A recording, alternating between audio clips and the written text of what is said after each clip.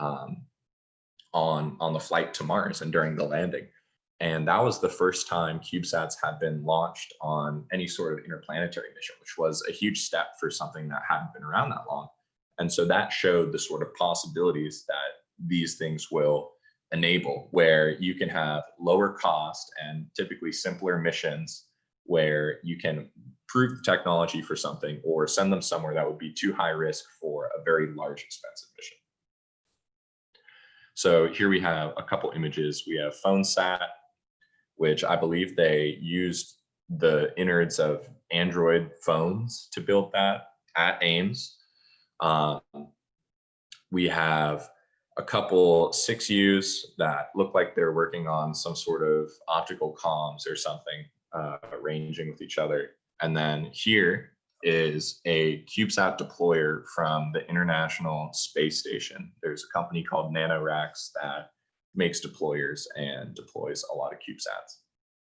And these are both, they're kind of hard to see, but these are both 3U CubeSats. And then we have an awesome video of a different way to deploy CubeSat. I love this video. We got a cosmonaut just chucking a satellite off the space station.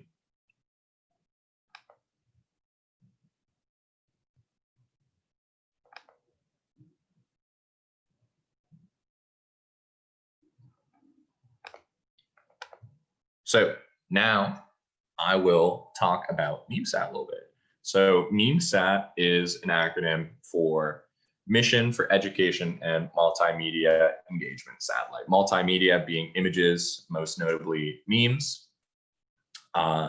And we're still in some preliminary development phases of the satellite. So we're still doing some trade studies, which means we're looking at different hardware to see what's possible for our satellite.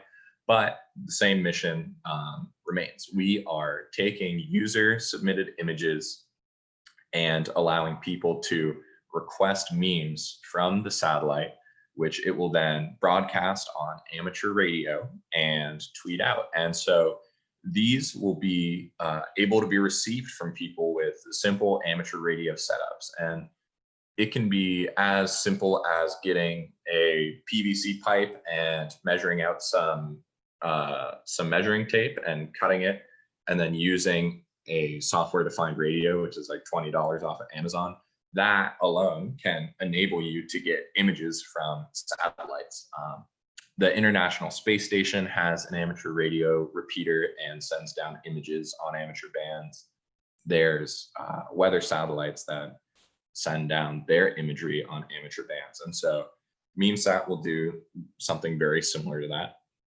But, and I'll tell you how at the end, how you can submit your memes to be on the satellite. So MEMESAT is looking like it's going to be a 1U. It's a pretty simple mission where it's essentially just the payload are the memes and the memory. And then we'll have a radio to send out the memes and communicate. We'll have a power system to charge up the satellite with solar panels and then provide energy for the radio and other operations like processing images or radio commands. So it's pretty simple. Right now we're looking into making the satellite a little bit bigger so that it can generate more energy so that we can transmit more. But it's going to be in a pretty highly inclined orbit. So that means instead of just going kind of around the equator, it'll go around the Earth so that as the Earth spins under it and as the orbit kind of rotates around the Earth as well, most people in every country will be capable of receiving memes a couple times a day.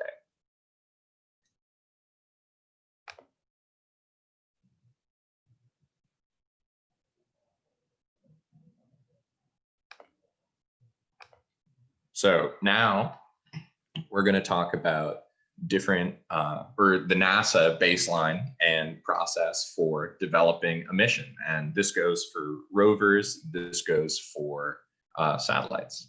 And we're using this as a guideline for developing MEMESAT as well.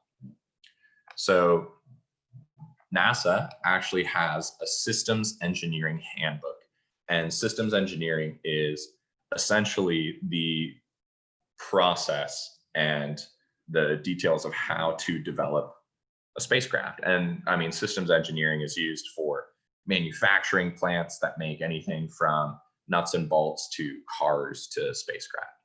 So there are different phases, and these are used pretty widely throughout the industry. There's pre-phase A, which is a concept study.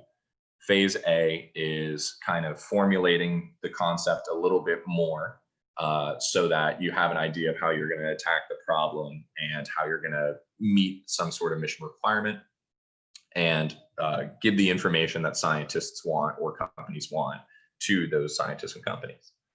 Then in phase B, you have a lot of design and technology completion. So here you're designing parts of the satellite. You've chosen hardware like computers or electronics that you're going to have, and you're starting to prototype and make sure that these things check out in a real design. In phase C, you have a more advanced prototype. You're getting closer to your flight hardware and you're kind of ironing out kinks. You're redesigning things that didn't work in phase B and making sure that everything works together. Then in phase D, you have your components integrated into the CubeSat, and then you test the satellite itself. And so now instead of testing individual components and little subsystems together, you're testing the system together and making sure it's ready to go onto the rocket. Then you're actually going to go on the rocket and initially check out the satellite, make sure that everything's working before you begin your operations and taking images or doing your science, whatever you're doing.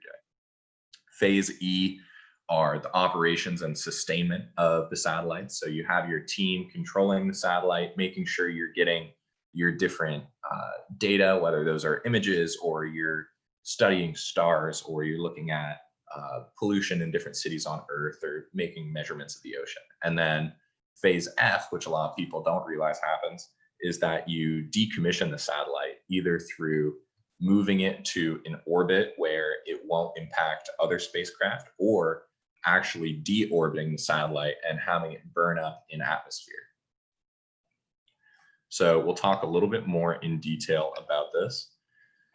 So pre-phase A concept studies. These are scientists saying we have a need for information, either to know more about Earth or to make an action plan, and there are just science deliverables they want. And so you're saying, all right, what sort of thing can we do to even measure this science? What's the general idea behind it?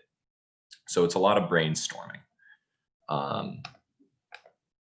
So here's some examples. I have an example mission that I kind of crafted with some friends, and this is all about Mars because I really like Mars. Mars is cool. So we have different documents. There's a Mars exploration program analysis group, which says, here are things we want to know about Mars. We have NASA strategic knowledge gaps, which is things that NASA identifies as desires. What questions do we want solved? What information do we want from missions and people proposing to us? And then another NASA document called Visions and Voyages. And so here we have some key science questions concern the Martian moon's compositions. There are 2 moons around Mars, Phobos and Deimos. There are potential staging areas for future human exploration. So this means if we are going to send people to Mars, it's more likely that we're going to land on the moon, study the moons before we actually land people on Mars, because it's easier to go to those moons and it takes less fuel to go there and then come back and say, all right, we can do this, we can go to Mars. And also not much is known about their composition to begin with. So that's something we want to study. We're not sure whether they're captured asteroids or natural moons because they're very, very strange in composition and density. Then, so if we're going to land people on these moons, we need to understand the conditions at the surface and low orbital environment. So we need to understand what is the surface of Mars moons made out of? Is it sandy? Is it rocky? Is it covered in holes? Would it be safe to land there? And what materials are even there? Because we want to design a plan to essentially land things on that moon. And then beyond that, we have understand the potential risk or benefit to the crew, systems, and operational assets. So we need to make sure that any dust around these moons can't hurt our satellite or astronauts, and that we're prepared to mitigate that. But we don't know if there is dust there. We don't know what it's made out of. And so we got to study that. So these are all different documents that kind of ask for the same problem to be solved. Scientists and administrators at NASA say, here are things that we want to solve. And so in our concept study, we have our science goal. This is called a science traceability matrix. This is the basis of many, many NASA missions. You start off saying, all right, what is the science goal? We need to understand what the Martian moons are made out of so that we can land there one day. All right, so if that's our ultimate goal, what science do we need from that? So we need to know the physical properties of the dust on and around these moons. So we have a couple observables, a couple different things we can actually go measure that will give us that information. So we need to see how much dust is there around the moons if we're going to land there, and what that composition is of the dust on and around the moon. And so those are the observables. Then we're going to measure different things. We're going to measure the size of these particles, because if they're large enough and moving fast enough, they could actually damage the ships or astronauts. And then we want to measure the emission spectra. So this means we're measuring the chemical composition of these particles, right? Because if I have a metal ship made out of a certain alloy, and then there's dust around this moon or on this moon, that dust can cold weld to my ship and possibly impact it.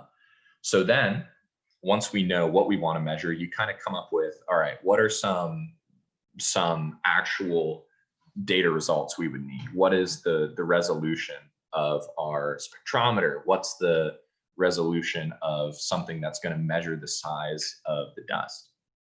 And then what sort of limitations is that going to put on the mission? So if we're going to characterize dust around the moon, we need to know where the spacecraft is when it detects that dust pretty well. And then if we're going to measure the moon's surface, we want to make sure we know where on the moon we're measuring. And so we want to be able to control the pointing pretty well. And then in the concept study, you say, okay, this is called a morphological matrix, a morph matrix. This is saying, all right, here are all these different options we can choose for our satellite. We can have an ESPA class satellite, which is pretty large, or we can have a CubeSat in different sizes. We can try to detect the dust with something that impacts the satellite, or we can try to measure it optically through a camera kind of far away. Then we have all these different trades, like what propulsion system would make the most sense? How are we going to downlink to Earth pretty well? Yeah, and 1U is 10 by 10 by 10. So they can get pretty large. And then ESPA class is typically outside of the CubeSat standard, but it's bigger. Then we talk about, all right, what sort of orbits are going to enable our science in this? So you come up with all these ideas and all these different methods and different components and subsystems that you're going to need to make these measurements and observations. And so here's something called a concept of operations. So we have a timeline on the bottom, and then we have a kind of a red path that shows the mission. So you're going to launch from Earth, you're going to transfer to Mars, you're going to enter the Mars orbit, and then you're going to spiral down Mars orbit until you're in the same orbit that its moon is in. And then you're going to get really close to that moon and perform some science and downlink that information to Earth. So most missions have some sort of easy image where people can look at it and say, this is what the satellite's going to do. This one's a little bit clunky just due to the amount of lines and complexity, but a lot of different missions use a ConOps image. And then over time, that concept of operations is what a ConOps is. is refined and is the basis of how the mission operates. So now we have phase A, which is actual concept and technology development. So you're starting to say, all right, what hardware would make the most sense from our morph matrix? How large would this satellite be if we use that hardware, and that sort of thing. You start developing the technology and coming up with ideas or looking at what's purchasable to use in this context. You start coming up with a couple different budgets. If you look into the NASA Systems Engineering Handbook or the Space Mission Analysis and Design book, which I can link at the end of this, there are some primary budgets that you use to kind of look at the performance of the mission. You have a mass budget, which is how much mass each subsystem is allowed to use to achieve the mission. You have a power budget, which says, all right, if we have different operational modes like science mode, where we collect the science data, or communications mode, where we relay the data back to Earth, how much energy does that take? And then you need to use this and size your solar panels and kind of make these budgets with some margin, do some analysis and preliminary design where you say, all right, if we're going to use this much power to transmit using this hardware we chose, how large do our solar panels have to be to provide energy for this, and that sort of thing. And then you iterate back and forth. Can we use a different radio for lower power? How would our solar panels change then? Can we use a different type of solar cell material? What if we used a different energy source, like a thermal generator or something like that? Then we have something called the link budget. The link budget is to show that your satellite can close link or successfully communicate with the ground. So if you're all the way at Mars, you have to be prepared to send information all the way from Mars back to Earth. And something that I would say some people don't think about with this is that Mars and Earth are in different orbits, and they go different speeds around their orbits, around the sun. So you can have Mars and Earth on opposite sides of the sun, and you still need to be able to communicate and operate your satellite. So you have to be prepared to communicate that far. And so you have to make sure you're choosing certain frequencies and certain radios to do this. And once again, all these budgets kind of iterate with each other. If we say, oh man, to communicate from Mars back to Earth, we're going to need a powerful radio, you're going to have to go back, reflect that in your power budget, resize your solar panels, and iterate back and forth. It's never like, choose this certain hardware, that's going to do the job, will be good. It's very much back and forth. What are the trade-offs of using this different hardware? And then you come up with some basic ideas. If you're doing something like going to Mars, you're probably going to need propulsion systems to change your orbit to better observe the moon or something like that. A lot of Earth orbiting satellites don't have propulsion systems because they don't need to fly anywhere. But if you're doing an interplanetary mission, you need to make sure that you have enough fuel to get into the orbit you want to be in. And fuel takes mass, and propulsion takes power, where you need electricity to power the engines if you're using something like electric propulsion or ion propulsion. So then after you do your initial studies, you have a review, and you have a review typically in the middle of and at the end of each phase. And you enter phase B, tech development. Here, you have started to identify technical requirements that your satellite has to meet, and you start charging ahead in designing the hardware that's going to do the mission and picking the hardware. So you're looking at all your different trade studies between your different budgets and your different components, and you're starting to pick things out that are going to be used on your satellite. In phase C, you do the final design and fabrication. So you've iterated prototypes in phase B, you've selected your trade spaces from, or components from the trade spaces in phase A, and you started prototyping.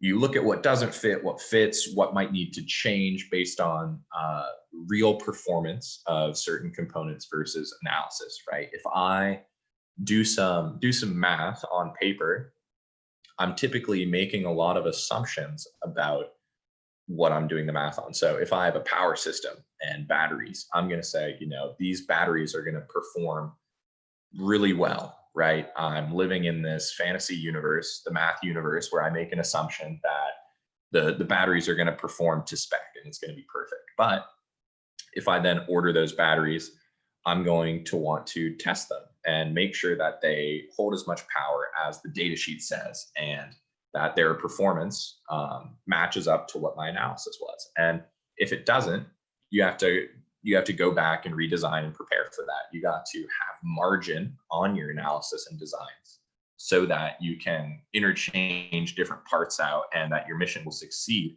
if things don't perform perfectly as they did on paper. And so here you're testing out your different components and your different subsystems, and making sure all your prototyping is advancing. And so this is like the design of flight hardware, whereas phase B is the design of hardware that you're going to test before it becomes flight. So phase C is you're testing out this hardware, you're redesigning it to make it better and make it flight worthy. Then you have phase D, assembly, integration, test, and then launch and early operation. So here are some engineers working on a satellite that's being wired up and tested. So we have all these plates that are splayed out and all of this harnessing laid out onto different panels that will then be folded up onto each other and actually form the satellite. And so when you're testing a satellite, you don't really want to put it all together and then test it, because if something's wrong, you got to break it apart and then you got to test it again and put it back together, test it. If something doesn't work, break it apart. And so when you want easy access to see how the innards of the satellite are working, how the computer and how the power system and the radio is working, you lay everything out completely flat. And I will send this to the guys at BMUCA, and they will be able to post this somewhere. But you want to lay the satellite out flat so you can look at all the different components, and you want to be able to test the satellite from there where you have easy access to everything. And so this is typically called a flat sat, where you just have a table with all the components laid out, kind of in a configuration that they would be in flight, but not in the final package. And you run through testing and you trick the satellite into thinking it's in space, and you test things and make sure that it operates properly. And then once you're confident with that, you typically keep a flat sat or keep an engineering model of the satellite or rover so that you can test things if something goes wrong on the actual flight model. So when you assemble the flight model, you also put it through environmental testing. So once you've confirmed, you know, the computer works, the radio works, everything is connected together, we can send memes down to Earth. You put the satellite and you say, all right, now the only barrier between us and space is that we have to survive launch and we have to survive space as an environment. So it's very different than making a robot on Earth, because we have an atmosphere. We're not in a vacuum. When you're in a vacuum, materials kind of act funny, right? There's different ways that heat moves around.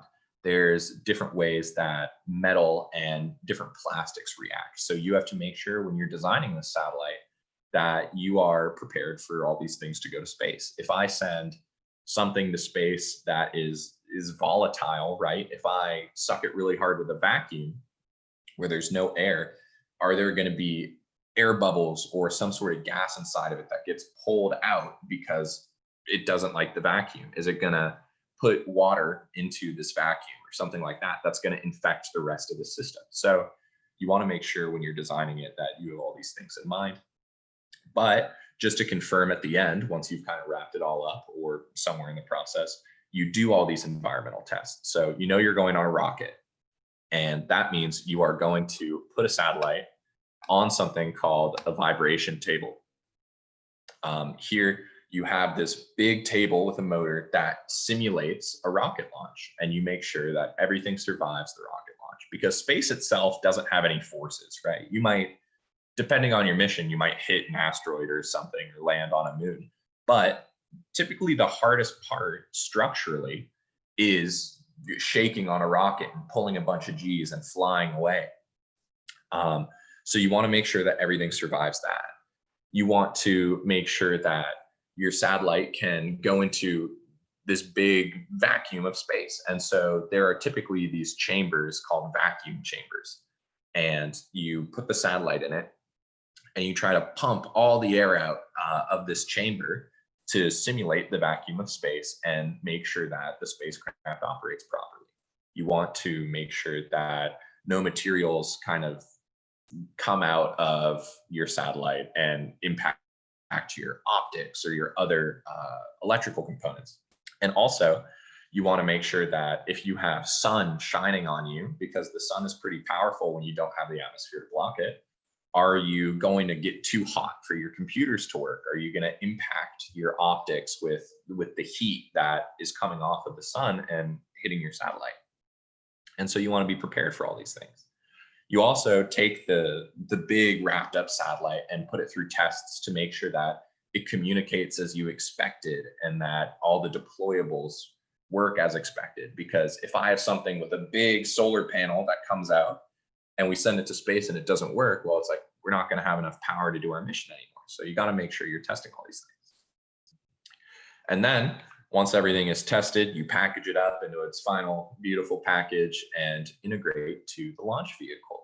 And so you work with launch providers, whether that's NASA or SpaceX, ULA, ISRO, and put the satellite onto its dedicated launch vehicle. In the case of CubeSats, they're typically not the primary payload, right? And so there's primary payloads like a Mars rover, or back when Falcon Heavy launched, Elon Musk put his Tesla as the primary payload. But there's typically excess mass and room for other satellites to kind of hang on and get shot off into space. And so that's where a lot of CubeSats go. That's where a lot of smaller satellites go. And then you launch and operate. So phase D, you also do a checkout. When you launch, you make sure you can talk to the satellite and initialize it and make sure that all the systems are working in space after launch as you planned. And there are actually scripts, like operational scripts that teams write out, so that when the satellite goes in orbit and first communicates back, you have a team of people operating the satellite typically, and you run through this play-by-play guide of, all right, we need to turn this on, we need to command this, we need to get data from this and make sure everything makes sense. If there's a break in something, how do we fix it? And so this is where you have your engineering model on the ground and you can try to solve a problem, but really you've prepared for this beforehand and you're prepared for anything that can go wrong or right with the launch and operations. And when you're operating the satellite, some satellites, oh, we got a question. How do they remove the heat from the satellite in space? So when satellites are designed, there's different methods of thermal control. So you have some thermometers in your satellite. You can see how hot different components are getting. You try your best to push the heat away from sensitive components or make sure that it doesn't all gather in one place. And so you have things like heat pipes, where you have some sort of liquid in pipes and it transfers the heat and spreads it around an area. You have radiators. You can have, I'm trying to think about different thermal dissipation devices. You can typically get materials and run analyses to make sure it doesn't cook too hot. When you design computer boards, you make sure that different parts of the computer are laid out in different orientations so that heat doesn't, sit in the middle, is dissipated towards the edges, towards the structure of the satellite, which then radiates it off in space and things like that. And so there's actually thermal engineering is a big thing in space. There's a lot of people that do thermal analysis and thermal control systems and making sure that satellites don't overheat. And so I love this picture. This is a great picture. I'm not sure, is this a 12U? Would you call this a 12U, Roger? We'll see what Roger says. This is a fat satellite. This is pretty big for a CubeSat. That could be a 6U or a 12U. It's hard. 6U or a 12U. But when you launch and you operate, some satellites operate very automatically or autonomously, where you've programmed it to perform certain tasks without a lot of input, right? And this is actually a huge growing field in space, is how do we get satellites and groups of satellites and even rovers to operate by themselves? Because when you have 7 satellites and you all want them to fly together, that's pretty hard to do without them communicating with each other and knowing where they are and making sure they're in the right formation. And then when you have satellites like Voyager or something like the Mars rover, where you go far away, the solar system is pretty large, and it takes time for radio transmissions to happen. If you try to communicate with Mars, it's typically between 7 and 20 minutes to get signal there. And then you have to wait 7 and 20 minutes to get signal back. And so you're waiting in these 10-minute spans of sending a command, getting confirmation that the command was received, sending another command, like getting the result. And so satellite autonomy is a big thing, especially when satellites are going far away, right? If you're leaving the solar system, it's probably taking a couple hours for radio signal to go from the spacecraft back to Earth and then Earth to the spacecraft. And so when you're trying to do these investigations or operate quickly, you need the satellite to make decisions. And then we're getting some questions. How does the satellite withstand huge heat and temperature? So there's, they use certain metals. So typically different alloys of aluminum are used to make the structure of the satellite. And they have different, I'll talk about passive thermal control. So that's like heat pipes. If you have a water radiator, water gets heated up and pushed through the system to kind of spread the heat out on a plate. There's also things you can do to the outside of the satellite, right? Where if you put reflective material or a white material, then it's going to reflect more heat than it will absorb. If you put a black material because you think your satellite is going to be cold, it will accept more heat and keep it in the system. And then as far as thermal sensors go, you have these things that can see the temperature depending on where you put it in different boards. And so these are like thermal resistors, where they measure resistance across a wire, and based on the change in resistance from nominal or room temperature, they can tell you the temperature. And I'm sure there are other thermal sensors too. And so when you have the satellite operating, you have a ground team that commands it and gets the data back, uploads new commands, depending on what it's doing, gets more data back. And then when the satellite runs its course, you've pointed at all the stars you want to study. In the case of Hubble and Kepler, you've gotten all of the Earth photography that you can, and your satellite's kind of defunct, but you need to get it out of orbit. So you have all the data products you want. You finish your primary mission. There are these things called secondary missions, where if your satellite does really well, lives way longer than expected, what additional science can you do, and is it going to be valuable? So you have some primary and secondary mission objectives. When you finish those, you close out the mission. So in the case of Earth orbiting satellites, or even satellites orbiting around other planets, you typically need a plan to mitigate space trash.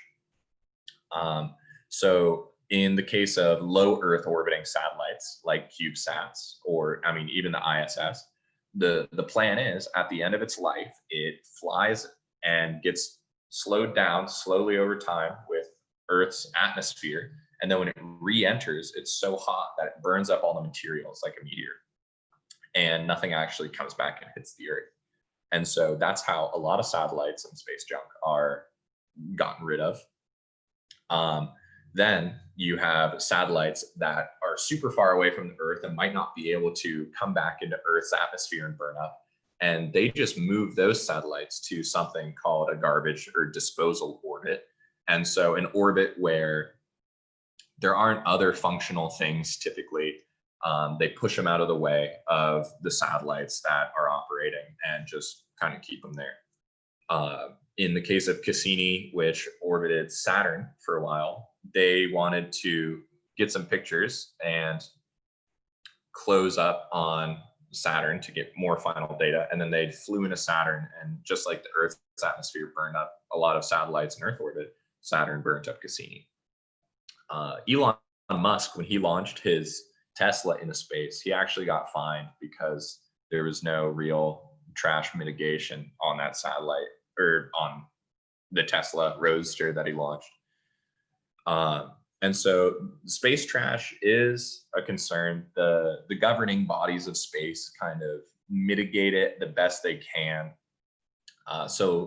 Example for MEMESAT, in order to get permission to launch and to communicate, we have to prove that our satellite will deorbit within some federally regulated amount of time. I think it's typically 25 years, but if your mission is only 2 years, they'll say, well, we want a deorbit plan a little bit quicker, right? And the atmosphere actually has a pretty large impact.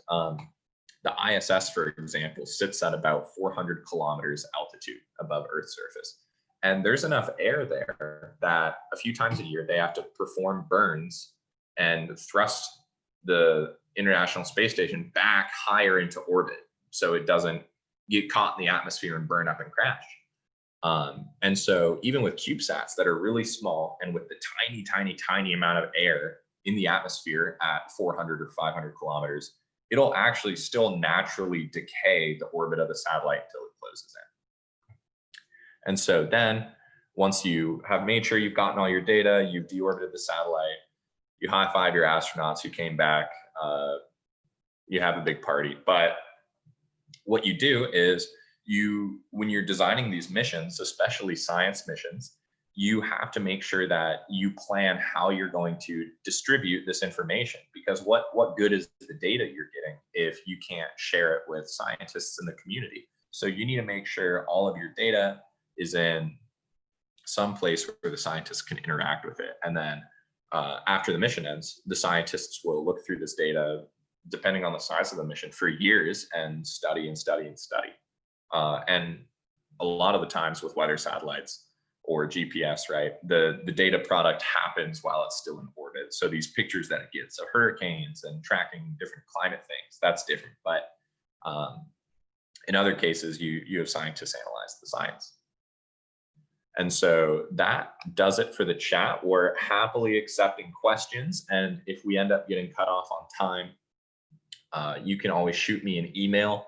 And if you want to submit a meme to MEMESAT, we're accepting memes. They do have to be appropriate, so no swear words or something horrible, but we're accepting those memes. Roger's smiling. He's going to send me some bad memes. You can send me a meme at memesatellite@gmail.com. But other than that, if you guys have questions, feel free to type in chat, raise your hand. I'm not sure how it typically works. Oh, start my video. Yeah, it's fine. Yeah, welcome.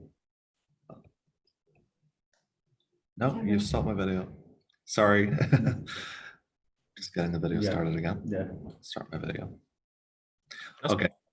Just slight technical cuts there. Thank you very much, Warren. That was incredibly interesting, as many people in the chat can attest to. I think we're going to run things slightly differently for this chat. So anyone who has a question, if you want to have your audio or video feed featured, if you just let us know that in the chat, and we can turn on your camera and mic and you can ask the question directly, or otherwise you can just type the question in the chat. That's fine as well. I guess the first question that we want to ask is, Warren, what first got you interested in space and satellites, and what made you decide to sort of go into the space industry as your profession? Yeah, so that's interesting. I know I'm very, very existential. So I still don't know exactly what I want to do when I grow up per se, but I've always been hugely fascinated with space. When Netflix was pretty small and you could still get DVDs from it, I'm gonna make Roger feel old because that's a long time ago for me. When Netflix sent out DVDs, I would get Cosmos, or I would get Stephen Hawking, like Science Channel documentaries. I love space. I always thought it was super interesting. And I initially wanted to be an astrophysicist, and then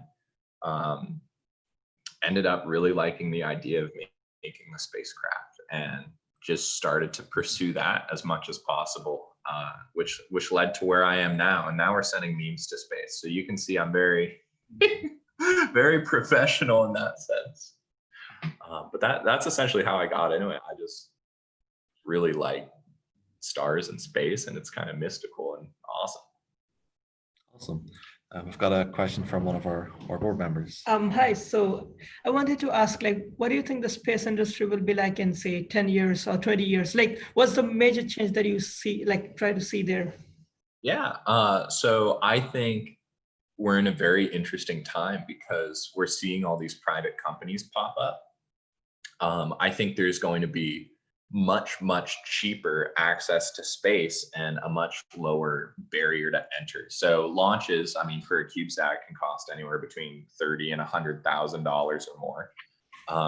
But with reusable rockets and all these different rockets and more access, I think more people will be able to put more things in space. And that'll be both good for the science community and universities and hobbyists, but I think it's also going to amplify any sort of issue that space debris happens. So I think if you snag like the industry at the perfect time, you could probably make a killing off of getting space debris out of orbit. But there's a couple companies beginning to work on things like that, especially for small satellites, how to prove you can go get space debris out. So I think that's going to be a big thing. A lot of launches, lower costs, and space debris.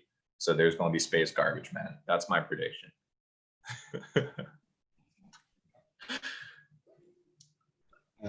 So we've got a question from Az, and if you want, we can just turn on your mic and video. We've just got our Madhav turning it on. I can read them off from chat as well. Can you get it up, Madhav? He's just working on it now, so wait 2 seconds. No sweat. I'll answer a couple of the earlier questions. We'll see. Prashant says, the huge distance over which the satellite must send the signal. The time can vary between 270 milliseconds and 320 milliseconds, causing a delay or echo over telephone. How can you get rid of this, or is there anything underway to get rid of this? So there's always going to be limitations on the speed of light and that sort of thing. I think software-wise, I mean, with phones, you try to, and with things like Zoom, right? You try to mitigate any sort of delay. But I know if you're FaceTiming someone or something like that, there can always be delay. I'm sure there's people working on it. Telecom is an especially huge industry, and with all these people launching satellite constellations for internet or different communications, I'm sure there are people working on making the delays as least noticeable as possible.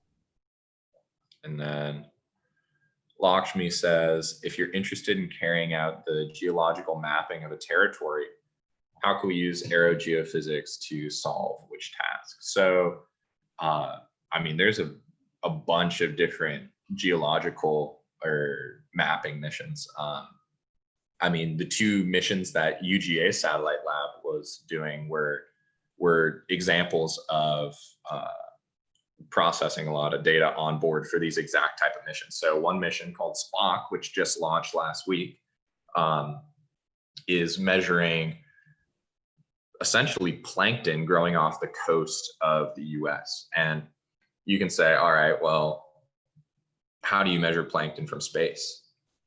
But the plankton and algae blooms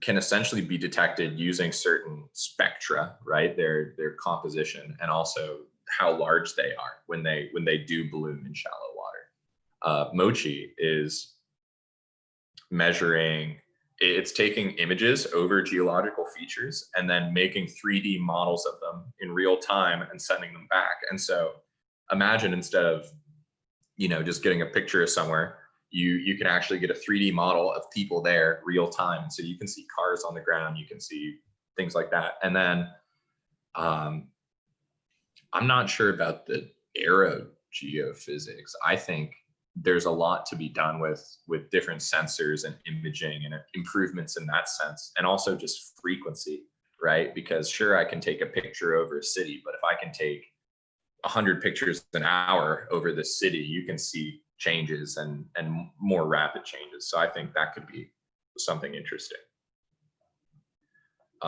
Also, I think a big thing with the space industry is a lot of people get caught up with how cool space is, but there's definitely some things that can be efficiently done with drones or UAVs, where you have little quadcopters, or you have planes that have payloads on them to take photos and things like that. I think that can also be useful depending on the scale of what you're trying to do. I see Els has his mic on, so Els, if you want to ask your question, you can go ahead. Yeah, I want to ask that, shouldn't we need to make some kind of machine to detect and bring those space debris back to Earth? Yeah, I think as the space industry really ramps up and there is more objects in space and around Earth specifically, there's actually companies popping up that have small telescopes all over the Earth, and they track space objects. And so these are things from satellites, and the government typically releases information about the orbits of satellites that aren't private. But you can track spy satellites, you can track things as small as like my fist if you're using a good enough telescope. And so they keep catalogs of all these things in space and then sell them to private and government customers and say, here's where things are, here's where things are pointing, and they track everything. Then on the flip side, there are companies and the government, when they operate satellites or the International Space Station, they use this information to see if satellites or any debris might collide. And if you have a propulsion unit, you typically try to kick out and avoid the collision as much as possible. So that's what they currently do. But there's a couple groups working on removing debris from space. There are groups using magnets. There are groups using harpoons. There's actually a company in the UK that has a mission called Remove Debris, and they try to harpoon a target, and then they inflate this large balloon that essentially increases the drag in orbit and then helps them deorbit with the trash. I think a big thing right now, though, that's an issue is satellites are pretty expensive to launch, right? Even if you have a CubeSat the size of my fist, it's like 30 grand, 100 grand US to launch. So if you're talking about removing debris, you want to make sure that your satellite's operational as long as possible and doesn't need to be taken down with every piece of trash you take down. You want to get as much out of the way before you lose that satellite, just due to expenses. But it's a budding industry. It's a pretty new industry that people are starting to attack. So I think that's going to be pretty cool. Okay. So we have a question. Okay. We have a question from our YouTube chat from someone called Shubham, and they ask about the components that are required to build the satellites, because they have to be space grade. Is it difficult to source them, or how is the procedure of going about getting all of the materials necessary? Yeah, so when you talk about the structure, the metal isn't super hard to come by because it's just metal. It's not super space rated metal or anything like that. It's metal that can survive in space, and so you do that.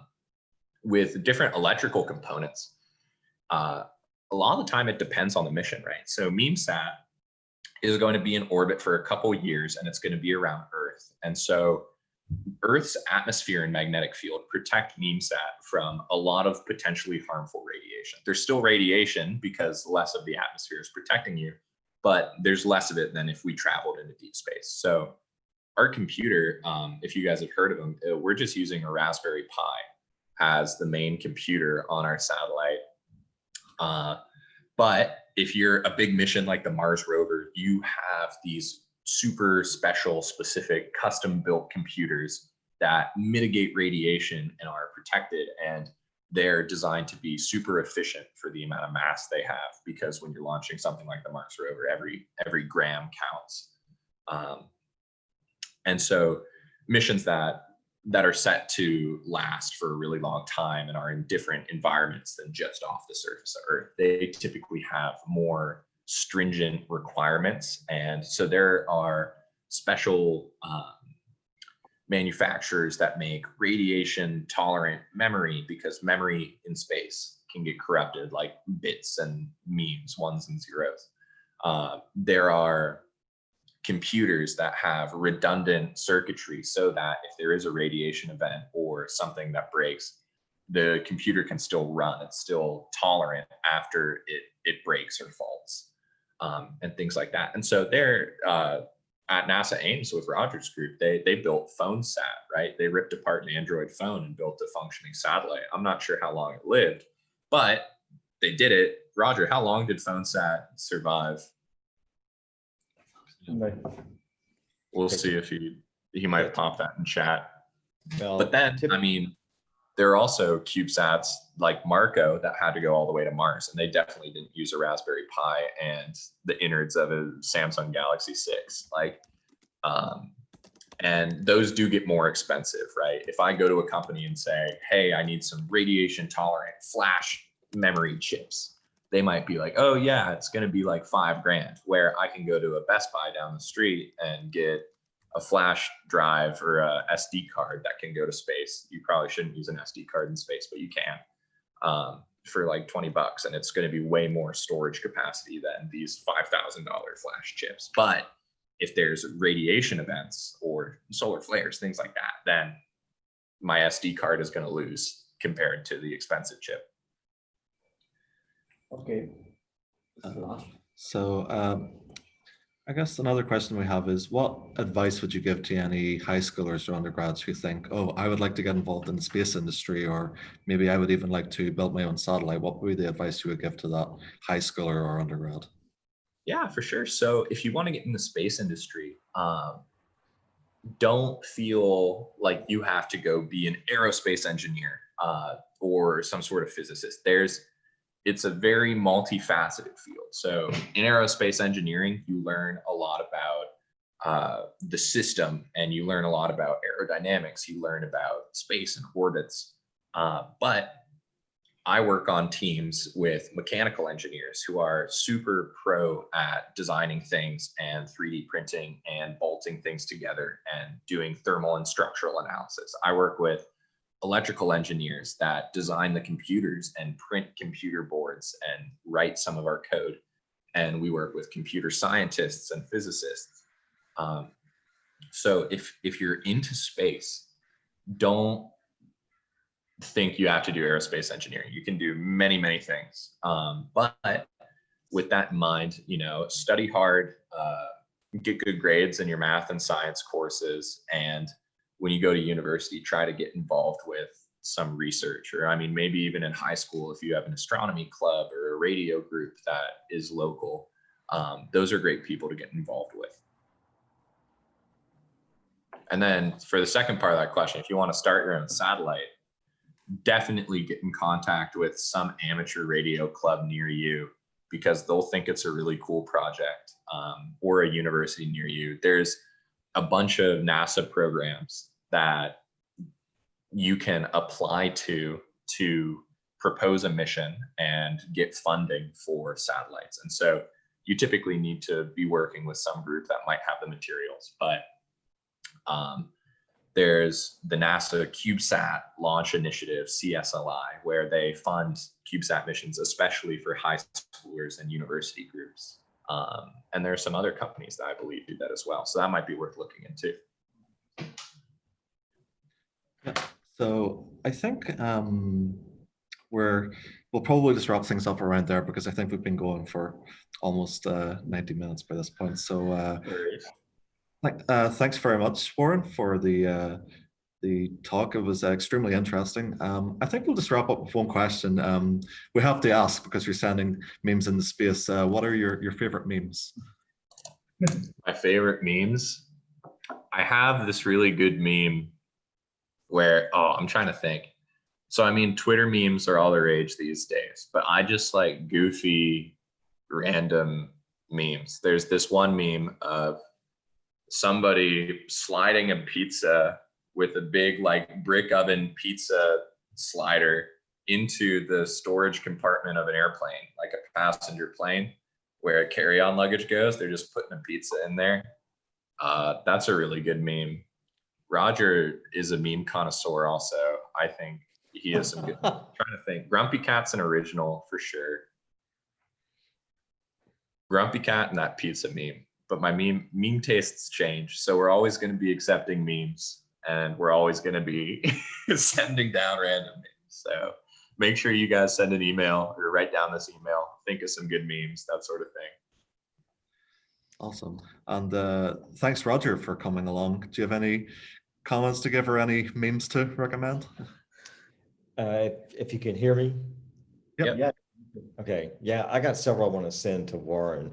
One of my favorite ones, though, is it came out recently. I'm sure if you're familiar with Gary Larson, who did the Far Side cartoon. He's recently put back up again. And there's this one cartoon he did, and it shows these scientists standing around, and they had built this rocket, and it looks horrible. And one scientist is saying to the other, says, well, my friends, I think we just have to face reality. We are not rocket scientists. And someone actually, some model rocketeers actually took that image of his crooked rocket and actually built a model rocket, and they flew it, and it looks beautiful. It worked perfectly. And so someone sent that out recently over social media, and I'm going to send that to you, Warren, because I think it's a perfect meme for you to send to space. Great. So yeah, I think we'll wrap things up there. So again, thanks, Warren, for the brilliant talk. And hey, I enjoyed it. It was a lot of fun. Yeah, it was brilliant. So and thanks everyone in the chat for coming along, asking brilliant questions. And yeah, I think it was a really great event. So yeah, thanks everyone. We'll just wrap it up there. Yeah. Awesome. Everyone, if you have questions, feel free to shoot me an email if I didn't answer your question. Dhruva, you're a CubeSat communication engineer. Definitely message me. We can talk about meme transmission. Yeah, cheers, guys. Bye.